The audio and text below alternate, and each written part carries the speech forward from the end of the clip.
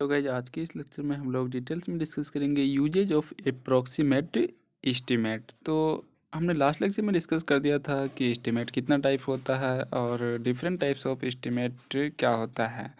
तो estimate mainly दो types पे बेस्ड होता है, एक अप्रॉक्सीमेट एस्टीमेट, दूसरा डिटेल्ड एस्टीमेट। तो इसके बारे में हमने लास्ट लेक्चर में डिस्कस कर दिया है। तो आज हम लोग डिटेल्स में डिस्कस करेंगे इसका यूज, अप्रॉक्सीमेट एस्टीमेट का क्या यूज है। तो सबसे पहले आपको बता दें कि अप्रॉक्सीमेट एस्टीमेट का तीन यूज होता है। तीन यूज क्या है? एक फर्स्ट यूज जो है तो वो है to give rough idea of the probable expenditure, and दूसरा यूज है वो है for administrative approval, and third one and last one है for valuation and rent fixation. तो तीन यूज और तीन पर्पस के लिए हम लोग अप्रॉक्सीमेट एस्टीमेट का यूज करते हैं। तीन यूज है अप्रॉक्सीमेट एस्टीमेट का। तो सबसे पहले हम लोग फर्स्ट यूज के बारे में डिस्कस करेंगे कि फर्स्ट यूज क्या है अप्रॉक्सीमेट एस्टीमेट का।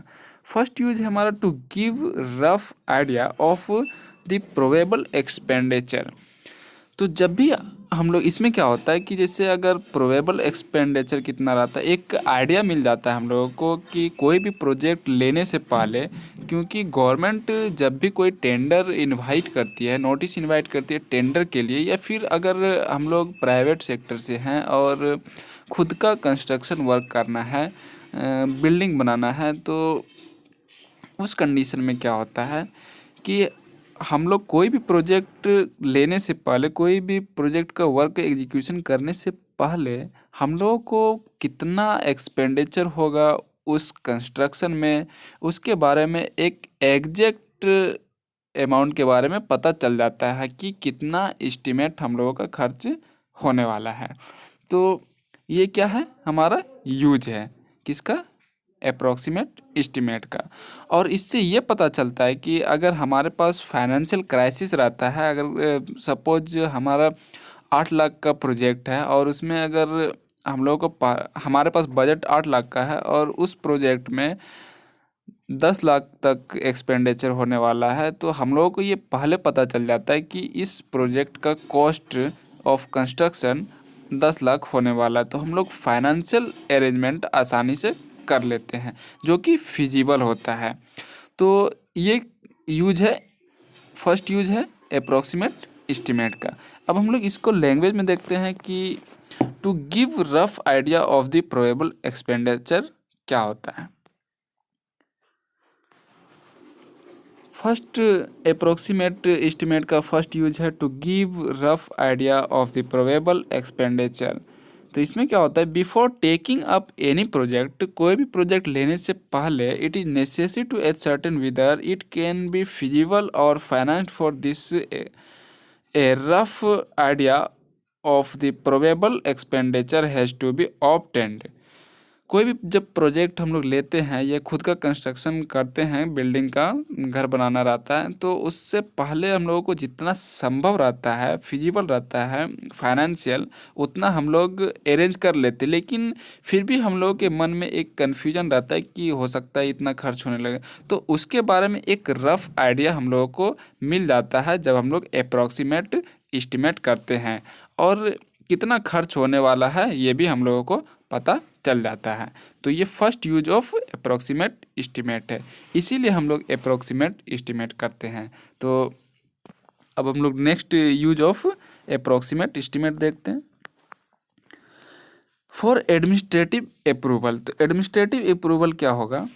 इसमें क्या होता है कि अगर कोई भी गवर्नमेंट ऑर्गेनाइजेशन है या पब्लिक वर्क डिपार्टमेंट है, जैसे इरिगेशन डिपार्टमेंट है या फिर रोड कंस्ट्रक्शन डिपार्टमेंट है, पब्लिक हेल्थ इंजीनियरिंग डिपार्टमेंट है, drinking water and sanitation department है, किसी भी टाइप का डिपार्टमेंट है, या फिर कोई प्राइवेट कंपनीज है और वो गवर्नमेंट के अंडर में वर्क करती है, तो उसमें क्या होता है कि अगर हम लोग उसको टेंडर इनवाइट करते हैं, और टेंडर इनवाइट करने से पहले क्या होता है कि गवर्नमेंट के पास सपोज कोई एरिया है, इंटीरियर एरिया है, और वहाँ पर इरिगेशन सिस्टम सही नहीं है, तो वहाँ पर क्या होता है कि एक कैनल का या डैम का कंस्ट्रक्शन कराया जाता है। तो डैम का कंस्ट्रक्शन कराने से पहले गवर्नमेंट के पास जो लोकल अथॉरिटी बोल सकते, जैसे एमएलए या फिर एमपी, जो लोकल एमएलए या एमपी है, उन लोगों को लगता है कि इस एरिया में वाटर का प्रॉब्लम है, स्कार्सिटी है, तो ड्रिंकिंग वाटर या एनी टाइप ऑफ वाटर का स्कार्सिटी है। तो उस कंडीशन में क्या कराता है, जो एमएलए है, एमपी है, वो अपने एरिया में डैम का कंस्ट्रक्शन कराने का प्रपोजल देता है। किसको देता है? जो गवर्नमेंट का मिनिस्ट्री रहता है उनको। फिर मिनिस्टर क्या करता है कि जो गवर्नमेंट ऑर्गेनाइजेशन का इस डिपार्टमेंट का हेड रहता है, उनके पास ये प्रपोजल भेजते हैं और वो फिर डिटेल्स में यहाँ सारा कुछ ले करके जाते हैं। तो वो पहले हम लोगों को पता चल जाता है कि इतना कॉस्ट इस पे कंस्ट्रक्शन पे खर्च होने वाला है। और जब इस पे इतना कॉस्ट खर्च करेगा तो गवर्नमेंट क्या करेगा कि जो अर्निंग होता है गवर्नमेंट को, तो उसके लिए भी कुछ उपाय कर लेती है गवर्नमेंट। जैसे यहाँ पर डैम बनाया तो वो क्या करेगा, पावर प्लांट का भी इस्टेब्लिशमेंट करना चाहेगा।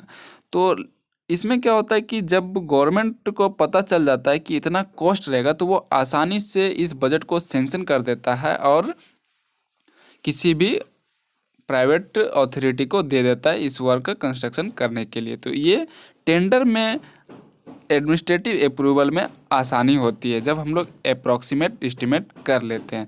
तो ये यूज है अप्रॉक्सीमेट एस्टीमेट का। अब इसको हम लोग लैंग्वेज में देखते हैं कि फॉर एडमिनिस्ट्रेटिव अप्रूवल के पर्पस में अप्रॉक्सीमेट एस्टीमेट का क्या यूज है। In case of government and other public works, proper sanction has to be obtained for allocating the expenditure required for the details investigation and preparation of plans and estimates. तो इसमें क्या होता है कि government के under में अगर कोई भी वर्क हो रहा है, तो गवर्नमेंट खुद से तो कंस्ट्रक्शन वर्क कराती नहीं है, वो किसी प्राइवेट अथॉरिटी को दे देती है कंस्ट्रक्शन वर्क करने के लिए। जैसे अगर कहीं पर रोड का कंस्ट्रक्शन करना है, तो वो पहले क्या करती है कि एक अनुमान लगाती है, अप्रोक्सीमेट एस्टीमेट बनाती है कि हाँ इसमें इतना खर्च हो सकता है। तो फिर उसको सेंक्शन करती है और गवर्नमेंट और जो अथॉरिटी होती है डिपार्टमेंट की, जो हेड होती है, वो इसको सेंक्शन करती है बजट को कि हाँ इसमें 10 से 20 करोड़ तक खर्च हो सकता है। तो फिर वो सेंक्शन करके आसानी से किसी भी कॉन्ट्रैक्टर को टेंडर दे सकती है। तो इसमें भी इसका एडमिनिस्ट्रेटिव अप्रूवल में अप्रॉक्सीमेट एस्टीमेट का बहुत बड़ा रोल होता है। इसलिए हम लोग अप्रॉक्सीमेट एस्टीमेट का यूज एडमिनिस्ट्रेटिव पर्पज से करते हैं। This sanction is given on the basis of approximate cost found out by approximate method. और ये सेंक्शन जो होता है वो किसके बेसिस पे होता है? अप्रॉक्सीमेट कॉस्ट, जो कि मार्केट रेट होता है। वहाँ पर देखा जाता है कि अगर आज इसका रेट, जैसे सीमेंट है तो 450 पर बैग का चार्जेज है, तो कुछ दिन बाद हो सकता है 500 तक जा सकता है।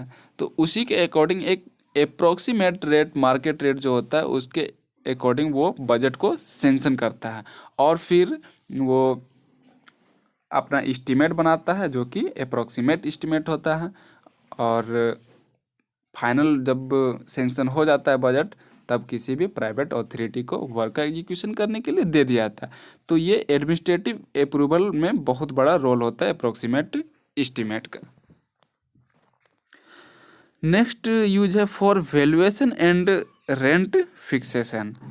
तो इसमें क्या होता है कि अगर आपको बता दें कि वैल्यूएशन एंड रेंट फिक्सेशन, जैसे होल्डिंग टैक्स आपको लगता है, तो अगर आपका जो बिल्डिंग है, जो नगर म्यूनिसिपल कॉरपोरेशन होता है, नगर निगम, तो वो क्या करता है, आपको पर मंथ होल्डिंग टैक्स लेता है।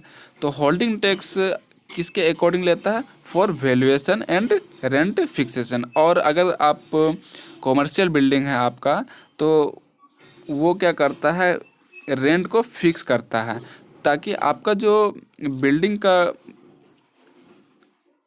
रेट है, वैल्यू है, उसी के अकॉर्डिंग आप रेंट ले सकते हैं किसी भी कॉमर्शियल शॉप से या अगर किसी भी कॉमर्शियल पर्पज़ से आप यूज कर रहे हैं, और होल्डिंग टैक्स जो लगेगा आपका उसी के अकॉर्डिंग लगेगा।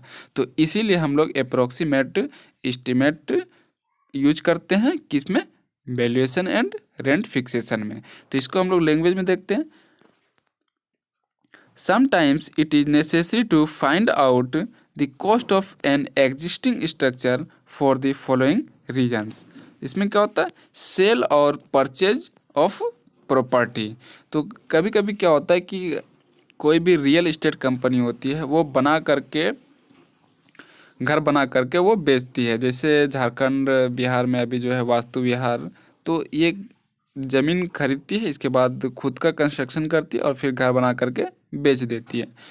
तो अगर अप्रोक्सीमेट एस्टिमेट इसको पहले पता चल जाता है कि इसमें इतना खर्च होने वाला है, 2 BHK बिल्डिंग है, तो वो देखती है कि क्योंकि कंस्ट्रक्शन होने से पहले इसका रेट फिक्स हो जाता है कि इसमें इतना खर्च होगा और इतना बेनिफिट्स पर हमको इस घर को बेच देना है।